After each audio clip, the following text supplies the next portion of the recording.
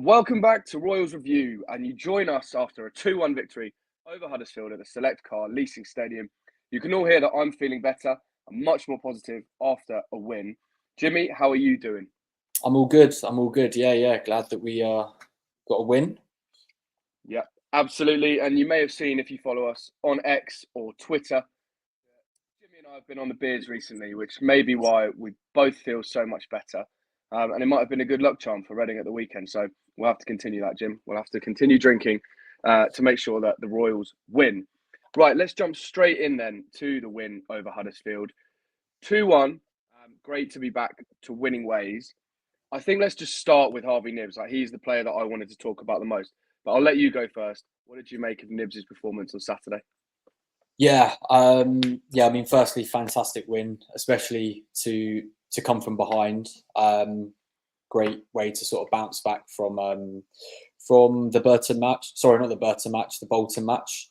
But yeah, Knibbs, great goal. I think that goal just sort of sums him up perfectly, really. Aggressive in the final third, wins it back, bang, 1-0. Sorry, 1-1. But yeah, great to have Knibbs back. And yeah, good to see him on the score sheet. Yeah, I agree. I think Harvey Knibbs is genuinely one of the best players in the league when he's at his very best, which we saw on Saturday. And as you say, it's a very, I was going to say standard Knibbs goal, but it's not standard at all. But it's like what he does, right? He grinds and he grinds, puts his body around, wins the ball back. And luckily for him, it just bounces to him in the box and he just thumps it in. So, yeah, absolutely brilliant. It was actually the second highest rated performance of any Reading player this season, according to WhoScored.com, with a 7.94 out of 10. And it did get him in the EFL League One Team of the Week, which I'm sure you've seen, which is very good. And I think he's actually the first player to get in it for a couple of weeks now after Kelvin was in it 2 weeks in a row. Yeah, 2 shots, 1 goal, obviously, but 3 clearances and 5 interceptions as well as 3 tackles, which just goes to show, like, he does do everything. Like, he is everywhere. I also looked at his heat map.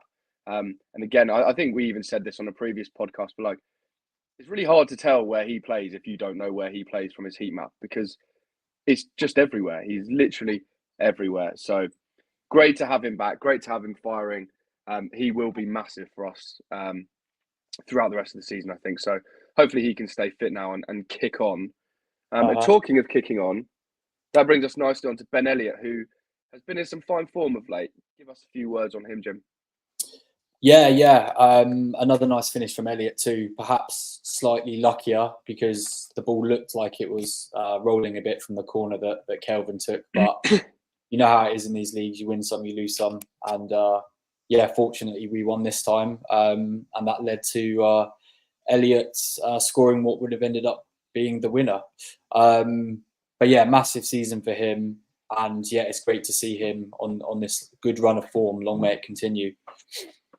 Yeah, for sure. I think you actually outlined him at the start of the season as one to watch, and I was slightly less him up, I suppose, is the words I'm looking for. But he's proving to be a real talent. Assist,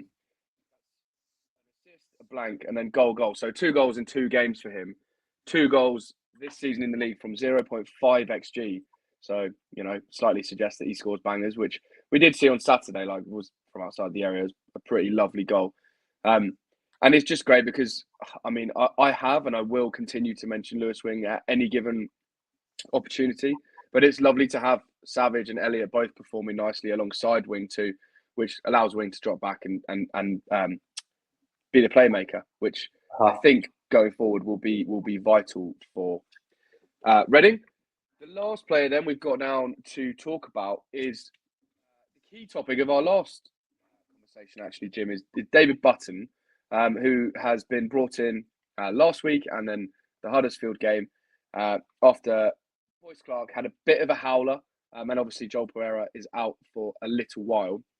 I thought Burton was fantastic. Do you have anything to say on him? Yeah. I thought he looked pretty good as well, to be fair. We need someone to step up whilst Pereira's out with his injury. And yeah, this was definitely one of Burton's better games. Again, long may this form continue for him. I still don't think Boyce Clark is the one, unfortunately. So yeah, we do need Burton to keep performing like he did in that last game.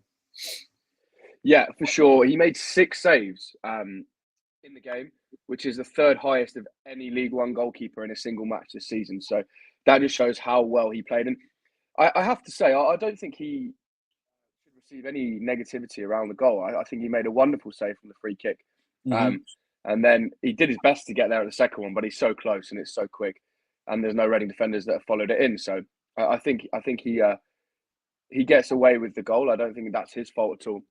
And we've said for weeks, like, just how important it is to have a confident goalkeeper behind the defence to give them a bit more confidence. Yeah. Huddersfield had 19 shots to Reading 6 on the weekend. So that just goes to show how well the defence and Button did. I was going to say keeping them out, but obviously they did concede that goal. But yeah, 19 shots and just 1 goal. Feels like progress for him. He was,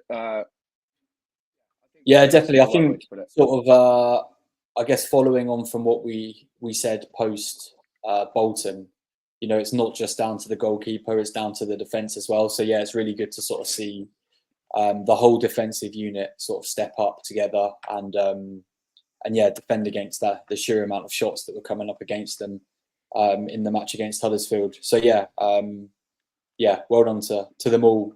But yeah, especially Button. You know, feel like he probably does need a bit of confidence given how the last season went, and now that he's had to step up and fill the boots of Pereira, which is some big boots to fill. But yeah, I thought he was decent in that last match. So yeah, looking forward to seeing him goal against Burton as well. Yeah, me too. He was the second highest rated player in the game. Yeah, I'm just looking now in the game. So only Harvey Nibbs had a higher rating than David Button against Huddersfield. He was rated 7.7 for his efforts. So fair play to him. I'm probably one of the first to give him stick when he makes mistakes. So I should be right there when he has a good game. So well done, Mr. Button. Not bad at all. General thoughts then on the win, Jim? Obviously lovely to get back to winning ways, but anything extra to add? No, I mean, I think it's a pretty well. Yeah, I mean, it's a great win. You know, Huddersfield are a decent League One side. Yeah, I think I've said this about most of the last few fixtures we've had. Anyway, a lot of the teams that we've played against are probably going to end up at the right end of the table come the end of the season. So yeah, to get another home win and against a team like Huddersfield, yeah, there's no complaints really. Yeah, I agree, and we really needed it after the week we had last week. You know, the win for the under-21s against Ajax is huge, and then to beat Huddersfield at home, it just feels like a massive sigh of relief, really. Although it obviously hasn't solved any of the issues that we had last week, it does feel nice. And like I always say about this particular squad, more than arguably any other Reading squad, is that they really play with passion and fight for the shirt. And after the week we've had, it's exactly what we needed to see. So I'm very happy about that. Obviously, this game saw the protest in the 18th minute with the red card shown to Dai Yong. It got a little bit of coverage on Sky Sports, so I'm quite happy about that. But I am quite keen that Reading fans don't stop there. I'm also very happy that no one went on the pitch and disobeyed Lord Ruben's orders of not disrupting the first team and the coaching staff. So I'm glad that happened. But for now, no movement on the ownership or the sell, should I say? So let's keep making noise and drawing attention to it as we take on Burnley tomorrow night. Like, Burton coming thick and fast. Yeah, Burnley. Burnley would be great because that would mean we were back in the Championship. But between us, we'll get it right. We are playing Burton Albion tomorrow. Yeah. But the games are coming thick and fast. Yeah, that is tomorrow. Burton come to the SCL in poor form, I'd suggest. I don't want to downplay them too much, but they are yet to win a game. 4 draws. They have actually been slightly better away from home than at home, with 3 draws away from home and one at their place. A quick look means they're strongest down the wings, which means a big game for our fullbacks. How impressed have you been with Craig and Abrotha when he came in, and are they up to the challenge of Burton Albion? Yeah, I mean, I think they've done well, but it's obviously, and everyone was aware of this before the start of the season, and even last season it was the same issue. You know, that part of the pitch is probably where where we're weakest. So yeah, like you said, big game for them. But given the form that Burton are in, given how they've started the season, and then how well our fullbacks have played against some of the other teams that we've come up against so far, I'm still feeling pretty confident about it all. Yeah, I'm feeling confident too. I'll ask you your score prediction shortly, but I just wanted to cast your memory back to last season when Burton came to the Select Car Leasing Stadium. It was a lovely, boring 0-0 with their goalkeeper, the man of the match, after making 7 saves. So hopefully we don't get a 0-0 this time, and it's actually Reading that are scoring all of the goals. But a clean sheet would be lovely. Right, score prediction for Burton Albion at home. Yep, I was on the other side of the world for this fixture, and I remember staying up until like 1 a.m. to watch it, and yeah, 0-0, probably one of the worst decisions I made. So I'm hoping it won't be the same. I will be there tomorrow as well. I'm going to go 2-0. I think they should be feeling pretty confident after the Huddersfield win. You know what our form's like at the SCL. So yeah, I'm feeling pretty confident about the whole thing. I'm going 2-0. I'll take 3 points, whatever the result is, though. Yeah, I think that's the key thing, isn't it? Is to get the 3 points. Really, I think anything less than 3 points would be quite disappointing. With looking at their form and us being back to winning ways, and hopefully continue our strong home form, because aside from the defeat to Leyton Orient, that has been good for a long period of time now. So fingers crossed. I actually am going to go for 2-0 as well. I heard you say it and I was like, can I quickly come up with a new one? But I'm pretty happy with 2-0. And after correctly predicting the last score against Huddersfield 2-1, which I may or may not have shouted about enough already on X, I'm going to go 2-0. 2-0 is actually 8-1 Reading to win here, which feels like quite a big price if you are into betting. Obviously, please do so responsibly if you are that way inclined. But I might have a couple quid on that, because that sounds quite chunky with all things considered. Right, this week, Jim, you won't believe it, but we actually have some questions. 3 people. It's happened. 3 times more than any other podcast we've done. 3 people have got in touch. The first question is a really good question. You know what I should have done is I should have written down who asked these questions, but look, I didn't. So I'll find your app and I'll post the cut down. But thank you very much if it was you. And the question is, how do we get more people to the Select Car Leasing Stadium? Yeah, I mean, I guess from a business perspective, that's the $1 million question, isn't it? I mean, yeah, although times are tough, there's still plenty of reasons to get down and watch the team. But I get it. Ultimately, price initiatives that are like set by the club are going to be what drives more fans to the SCL to watch it. But look, I mean, put it this way: the team needs support. It's a tough time. If you're a fan, but not there when times aren't tough, are you going to look back and regret it a bit? If you're there when times are tough, you'll appreciate the positives much more. If you were there when the club were at rock bottom. So I think for me, that's probably the main point of why I'd be going down. And then on top of that, we play exciting attacking football. If you've not been down already and watched, we've got some seriously high-rated young footballers. Our squad is the youngest in the league, and we went toe-to-toe with Birmingham, who have got a £30 million squad. In fact, I'd actually say we were better when we played them. So I mean, they're two really good reasons to get down there. On top of that, I guess Selles, fantastic manager. Not many people would stick around as long as he has in the situation that we're currently in.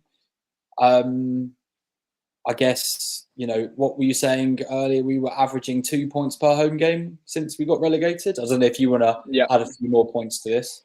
No, well, I just to add to what you said, like, we are a really good side, and we are held back obviously by our problems, but we play exciting football and it's great to watch. So that's the biggest reason why I'd come down, and that's proven no more than by the average of over 2 points per game at home since we dropped down. So since the start of last season, which just proves to show how strong our home form has been.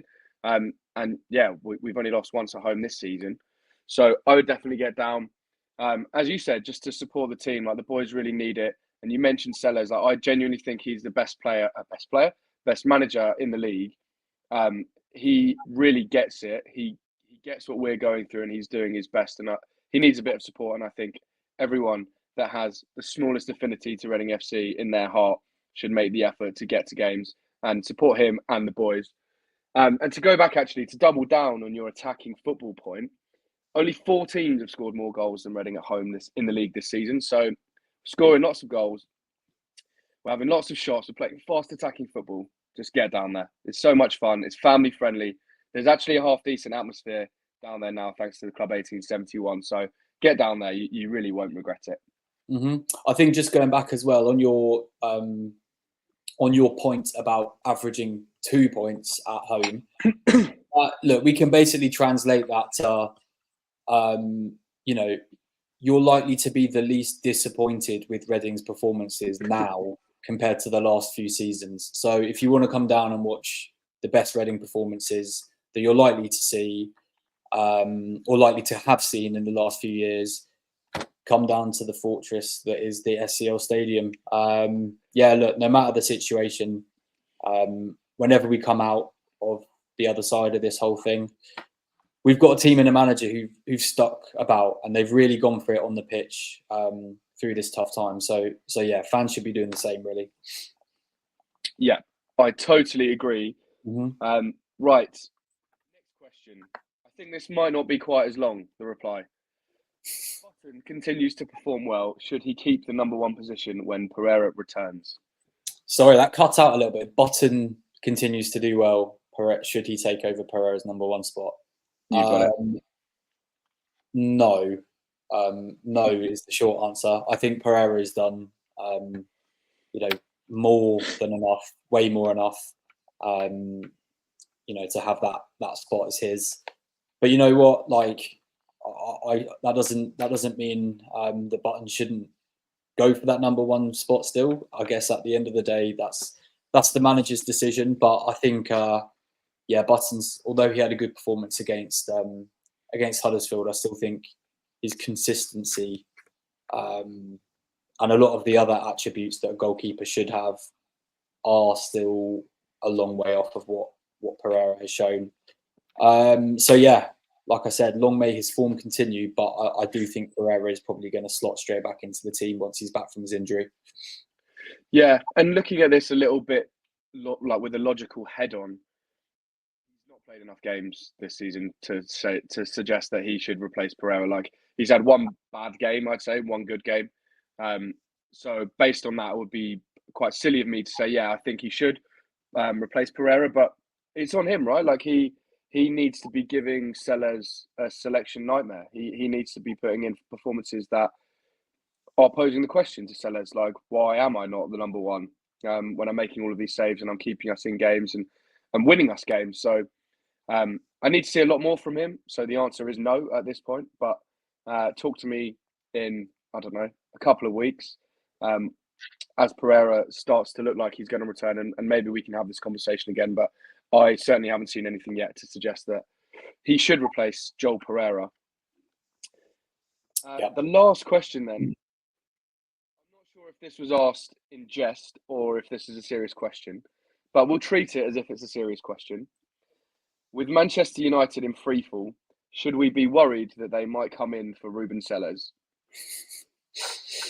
Yeah, definitely. Yeah, I mean, like you said, he's the best manager in the league. Everyone's got to be going to be after Selles. I think perhaps maybe Man U might be a little bit of a premature step up, but if I had to choose over Ten Hag or Selles for Reading, I know who I'm picking, and it's the guy that's currently in charge. So yeah, we should definitely be worried. If I see an article that's linked Selles going to Man United, I just want to put a disclaimer in that hasn't got anything to do with this podcast. I don't know. Maybe we generate it, but like I'm genuinely going to spend the rest of the season and the rest of forever until this ownership nightmare is over, keeping my mouth as quiet as possible about Ruben Selles when there's a position that is for any team higher than us, because genuinely, I've already said it here, I think Ruben Selles is the best manager in this league. He's the best manager that Reading have had for a long, long while. I'd actually argue he's probably the best manager we've had since McDermott, and then even probably the one before that, Koppel. So the top three managers in my lifetime anyway, which just goes to show how much I rate him. Maybe Man United is a bit of a step up for him, but I do think we are very, very lucky to have him, and I think he could be being looked at by some of the top Championship teams, maybe even some of the lower Premier League teams. But so far, he's been loyal. He's our Ruben, El Jefe, so long may that continue. Yeah, I mean, I think when Stan was in charge at Reading, whether or not this was just a rumour but I swear there was something about Ten Hag actually being one of the candidates for the Reading job at that time. So, yeah, I mean, I guess you've seen how quickly his career has sort of picked up. And I know Sellers has got Premier League experience with Southampton already. So, yeah, I think what you were saying about, top Championship sides, maybe even lower Premier League sides, having an interest in Sellers, that's obviously the bigger issue. And I guess, what Sellers is doing with the restrictions is probably playing to his strengths, like so well. You've got a loyal manager who is literally getting the best possible out of such a what's the way to describe our team? It's very hard. We have some fantastic players, but we were so restricted in what we've always been able to do. So yeah, to sort of survive relegation last year, and I know a lot of the top pundits have really sort of picked up on that and mentioned how much of a great achievement that was. To then, start the season off, I'd say we've started off relatively strongly compared to last season anyway. He's a fantastic manager. He's a fantastic manager, and we're extremely lucky that he's stuck around as long as he's stuck around. I'm going to stop speaking about him now, just in case anyone else starts listening. We're very lucky to have him as a manager. Yeah, I fully agree. And to pick up on your story on Ten Hag, that is very true. That before Jaap Stam, Reading were interested in Erik Ten Hag, but couldn't quite meet the £300,000 that he wanted, which, it doesn't seem that much now, really. But I'm sort of glad we didn't go there. But I'm glad that we got Sellers, but we have had some terrible managers in that time too. But there we go. Right, Jim, the longest podcast we've done after trying to keep it below 20 minutes. We've gone over this week, which just goes to show how well prepared you were. Thanks very much for joining me as ever, mate. Enjoy the game tomorrow. No problem. No problem. Be there with you. Everyone at home, thanks very much for listening. As always, please like, follow, subscribe, all of the things to help us reach more people. All the Reading fans out there, it would be great if you could watch this. Everyone, enjoy the game tomorrow. Come on, you are. Nice one, mate. Speak to you soon.